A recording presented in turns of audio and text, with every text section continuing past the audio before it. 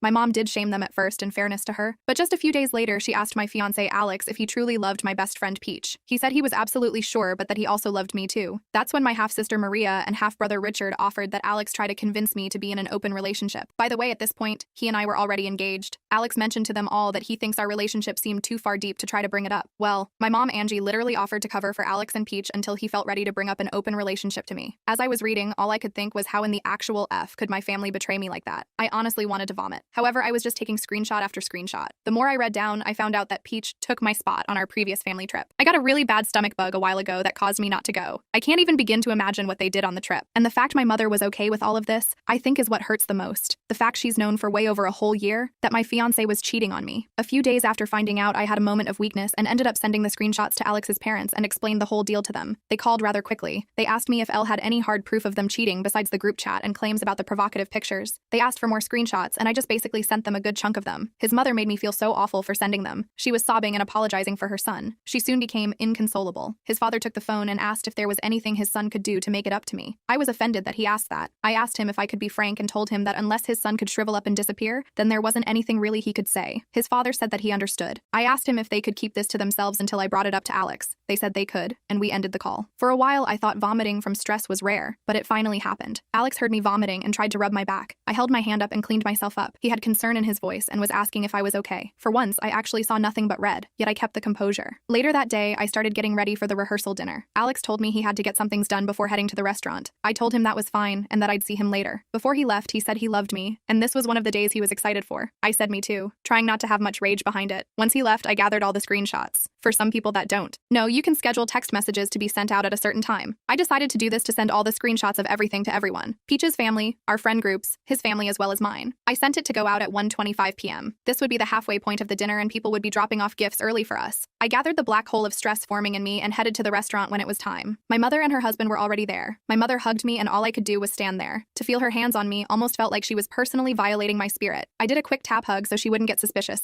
and we headed inside. Guests started flowing in and everyone was surprisingly on time. Once everyone was gathered, Alex went on this whole spiel of how he was happy everyone could come and that he was excited for his family for the next dinner. He mentioned how I was the love of his life and how he was so happy our families would mingle and we could be one. I wanted to ask him how dare he say that, but nothing but fake smiles and nods from me. Peach was basically looking like a clueless dog and smiling right along and clapping for us. To see this happen in real life is truly mind-boggling. The lengths people will go to have their cake and eat it too. I could barely eat as the stress was getting to me so badly. At the time, I set for the messages. People's phones started buzzing and Alex's and Peach's phones were blowing up. I would like to admit that for once, a genuine smile crept on my face. It was like watching an entire kingdom crumble and fall. The horrified faces of Peach and Alex when they looked at me was golden. It's the one highlight I will hold on to from this emotional day. My aunt went ballistic. She started calling my mom a cruel, heartless bitch over and over. My mother hurriedly checked her phone and saw I sent near the screenshots. She started screaming and becoming irate, saying I was really trying to ruin her life again. My grandparents' reaction hurt the most because they started screaming at my mother. My grandmother was trying, with a few of our other guests, to hold my aunt back as she started screaming every explicative she could. My grandfather was screaming at my mother that he didn't raise her. At this point, everyone is screaming and crying hysterics. My other bridesmaids were cursing Peach out and calling her names. I hate to admit it, but I took joy in that. My grandfather went on to scream at Alex. I just started laughing and sobbing. I had so much emotions that I genuinely think my body didn't know what to do, so it did everything. The tears just kept coming. My cousin escorted me outside as fast as she could with Alex chasing us down. He kept screaming my name and begging to talk. I ignored him and my cousin was pushing him away from her car so she could get in and drive off. She took me to my aunt's house and told me to stay there and not answer the door for anyone. I kind of felt like a kid being left at home alone. I didn't and just sat on the floor. That's when I just started bawling. All the emotions I've kept pent up throughout just finally came up. After about another hour, my aunt and cousin came back home. They hugged me for like a good 5 minutes. When we finally broke off, I noticed my aunt had a few scratches on her. I'm assuming they couldn't hold my aunt back from my mom for much longer. My aunt caught me up on everything. Apparently, after my cousin drove off with me, Alex came back in and started screaming at Peach for ruining everything. They got into a screaming match and some of our friends were trying to split them apart. My grandparents, aunt, and Tony, my mom's husband, were drilling into my mother for answers. Tony was the most livid. Apparently, during the family trip I couldn't go to, my mom told Tony that I had offered my ticket to Peach so she could enjoy a nice break for herself. Tony at this point is screaming and reading some of her messages out loud. She was begging him to stop and that she could explain. My aunt started adding on that she better start explaining because all she sees is a worthless mother and vile person. Apparently, this set my mother off and she started screaming about how she hated me, about how I ruined her life and made it difficult, how she felt like she could never be happy because I was always a constant reminder of her biggest mistake ever, and she regretted not terminating me when she had the chance. That set my aunt off, and she basically pounced on her. For context, my aunt is infertile. In her words, I was the daughter she never got to have. So in her mind, she went full mama bear mode on my birth giver. That's what I'm calling my mom now. To make a long list short, Tony is divorcing my mom. He's had suspicions for a few months she's cheating again, and these suspicions of his turned out to be true. Peach exposed Alex's text to her that he was sleeping with her because he always thought she was prettier, and he didn't know how to bring it up to me. Peach's father spammed her with calls and will be cutting her off financially. Apparently this is my fault, and I'm an evil witch for ruining her according to her texts. My mother has been on a tirade with our family exclaiming, I'm an evil person for destroying her world again. Half-siblings felt it wasn't their place to say anything to me, and that I should have expected Alex to look elsewhere because men aren't monogamous and people love who they love. Love been getting texting calls from everyone. My aunt offered for me to stay with her until I get out of this jumbled mess. I accepted it seeing as I have no intention of going back to that apartment. I've already emailed my landlord and will be handling it all next week. My boss emailed me back and said I was allowed to use some PTO for as long as I need. I will definitely take it seeing as I'm highly considering moving somewhere quiet and peaceful. I thought things were pretty much settled by this point, but I was very much incorrect as things have escalated heavily. The day after I just described, I woke up and took a long hot shower and turned my phone on. I couldn't even unlock it or clear notification before I got a call from one of my bridesmaids. I answered and she immediately started screaming at me about how I could ignore Peach and Alex in their time of need. At first I was confused seeing as I don't give a damn about them anymore. I asked her to not yell at me, but she continued anyway. She screamed that Peach hurt herself. I really wanted to scoff on the phone because at this point I know she was doing it to rally people on her side since I won't respond to her text. Yet she also told me Alex tried to take his life too. His friends found him at my apartment all groggy. They took him to the hospital where he was cleared since they didn't have to pump. They are keeping him on watch for the next 72 hours. After this, my friend group has been split very heavily since I didn't respond to either of them before they did this. I still have no intention of talking to either of them. I don't really care what they do for attention, just as long as they leave me the hell alone. I also found out some other crazy things. I already mentioned that my egg donor wasn't faithful, but I didn't know just how deep this all ran. She told her husband that my half-siblings aren't his, and a lot of other very hurtful things. He had to call the police on her to escort her off his property because she started assaulting him. Tony followed up with me this morning. Yes, he is divorcing her. His lawyers are drafting up his papers within the next week or so, and told me that she confessed that I was the product of a long-term affair she was having while my father was still alive. That left me extremely stumped and shocked, but at least I'm able to tackle solace in the fact that my egg donor's life is falling apart. You see, after finding out Tony is getting papers, she has tried to backpedal. She has been calling my aunt begging for her to convince Tony not to do this, or else she will be homeless. She has been trying to call Tony and his family, but they all have been ignoring her. Yet, this wasn't enough for my egg donor.